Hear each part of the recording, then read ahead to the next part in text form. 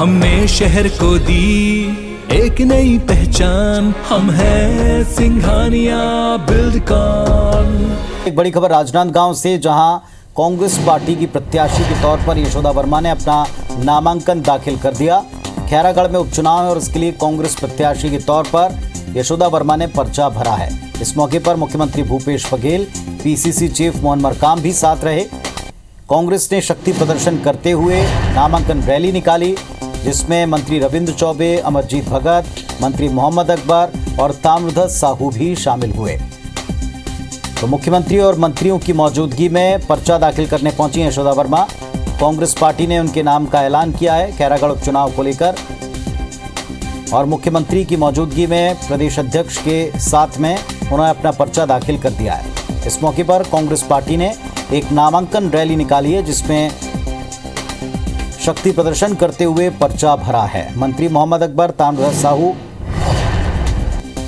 सभी यशोदा वर्मा के नामांकन दाखिले की रैली में शामिल हुए हैं। जीत के दावे किए गए हैं। तो खैरागढ़ उपचुनाव को लेकर तैयारियां पूरी बताई जाती हैं। अब इसके बाद प्रचार का दौर चलेगा। इसके पहले आज शक्ति प्रदर्शन करते हुए कांग्रेस प्रत्याशी ने पर्चा दाखिल कर दिया है।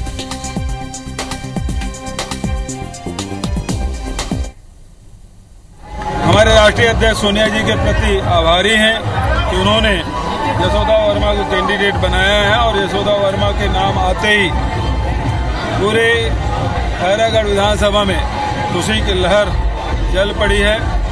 हमारे शासन की योजनाओं को लेकर हम सब जाएंगे, काम के आधार पर वोट मांगेंगे। ना अपन आप में बहुत भाग्यशाली हूँ कि मोर साथ में मुख्यमंत्री और पूरा मंत्री, पूरा विधायक मोर साथ में नामांकन के लिए तो एक से बड़ी खुशी की बात होगा। योजना को हम जन जन तक पहुँचाबो और यही प्रयास करबो कि हमारे गरीब मजदूर किसान ला जो सरकार की योजना है ओकर भरपूर लाभ मिले। और इस वक्त हमारे सहयोगी राजेश मिश्रा हमारे साथ में जुड़े हैं। पूरा प्रदर्शन करते हुए, ताकत दिखाते हुए आज मुख्यमंत्री, कैबिनेट मंत्री, प्रदेश अध्यक्ष सभी मौजूद थे नामांकन में, और इसके साथ साथ एक संबोधन का भी दौर चलता दिखाई पड़ा। बताएं, अब तक ये ताकत का जो पूरा प्रदर्शन किया, एक माहौल बनाने की कोशिश कांग्रेस पार्टी के प्रत्याशी के पक्ष में। हाँ जी बिल्कुल, ये बिल्कुल एक माहौल बनाने की कोशिश है, एक शक्ति प्रदर्शन करने की कोशिश है। ये जताने की कोशिश है कि पूरा मंत्रिमंडल यहाँ पे लगा हुआ है। ये जताने की कोशिश है कि इस बार भी उपचुनाव में कांग्रेस ये सीट जीतेगी और उनका आंकड़ा 71 पहुंच जाएगा। तो ये आज यहाँ पर कांग्रेस द्वारा कोशिश की गई है, और आज यही वजह है कि मुख्यमंत्री भूपेश बघेल, कैबिनेट मंत्री रविंद्र चौबे, मोहम्मद अकबर, ताम्रध्वज साहू, अपना कवासी लखमा, अनिला भेड़िया और तमाम जितने जो मंत्री हैं, आधा दर्जन से अधिक विधायक थे और कांग्रेस के जितने बड़े पदाधिकारी थे, वो आज गांव में मौजूद थे।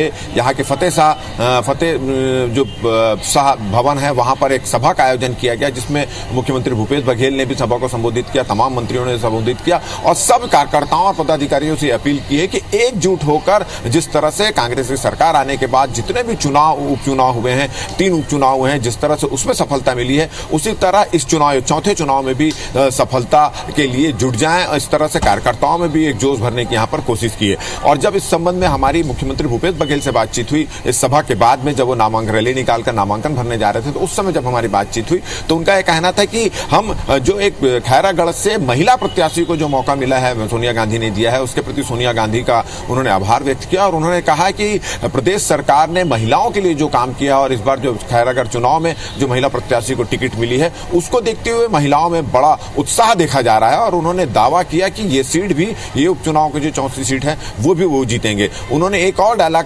कार्यकर्ताओं को दिया है कि ये सेमीफाइनल है और फाइनल जो है 2023 में जो है चुनाव होगा विधानसभा में, वो खेला जाएगा। तो इस तरह से उत्साह भरने की यहाँ पर कोशिश की, और कुल मिला के कहा जा सकता है कि कांग्रेस ने एक अपने प्रत्याशी के पक्ष में, खैरागढ़ के उपचुनाव में जो प्रत्याशी, उसके पक्ष में एक माहौल बनाने की यहाँ पर कोशिश की है, जिसमें सफल भी हुए हैं, क्योंकि आधा दर्जन से अधिक कैबिनेट मंत्री शामिल हुए थे इस रैली में, मुख्यमंत्री खुद थे, और इसके अलावा आधा दर्जन से अधिक विधायक थे, कांग्रेस के जितने प्रदेश के पदाधिकारी, तमाम पदाधिकारी पदाधिकारी वो भी यहाँ शामिल थे। और अभी हम जहां पर खड़े हुए हैं, ये एक राजनांदगांव में एक प्राइवेट होटल है और वहां पर अभी भी मुख्यमंत्री भूपेश बघेल प्रदेश के और जिले के जितने भी पदाधिकारी हैं, कार्यकर्ता, उनकी एक मीटिंग ले रहे हैं और कैबिनेट मंत्री भी यहाँ पर मौजूद हैं।